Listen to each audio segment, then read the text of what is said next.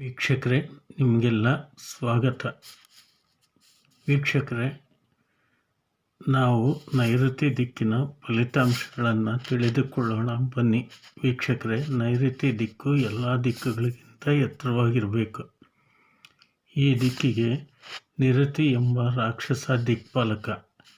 ರಾಹು ಈ ದಿಕ್ಕಿಗೆ ಅಧಿಪತಿ. ಆದ್ದರಿಂದ ನೈಋತ್ಯ ದಿಕ್ಕು ರಾಕ್ಷಸನ ಸ್ಥಾನ.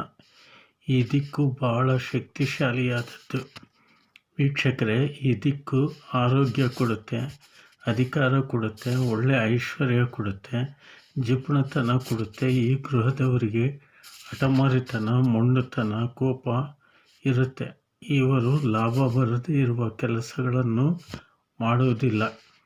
ಇವರು ಬೇರೆಯವರನ್ನು ನಿಂದಿಸುವುದರಲ್ಲಿ ನಿಸ್ಸೀಮರು.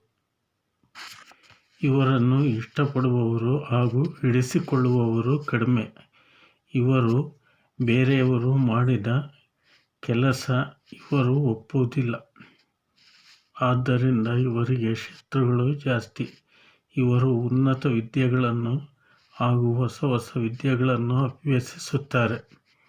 ಇವರು ಮುಂದೆ ಜರುಗುವ ವಿಷಯಗಳನ್ನು, ಜರುಗುವ ಸಂಘಟನೆಗಳನ್ನು ಮುಂಚೆನೇ ಗ್ರಹಿಸುತ್ತಾರೆ. ಇವರು ಹೊಸ ಹೊಸ ವಿಷಯಗಳನ್ನು ಪರಿಶೋಧನೆ ಮಾಡಿ ಹೊಸ ಹೊಸ ವಿಷಯಗಳನ್ನು ಕಂಡುಕೊಳ್ಳುವ ವಿಜ್ಞಾನಿಗಳು. ಇವರಿಗೆ ನೂತನ ಸ್ನೇಹಿತರು ಮತ್ತು ಹೊಸ ಅಭ್ಯಾಸಗಳ ಜೊತೆ ಪ್ರಯಾಣಗಳನ್ನು ಮಾಡುತ್ತಾರೆ.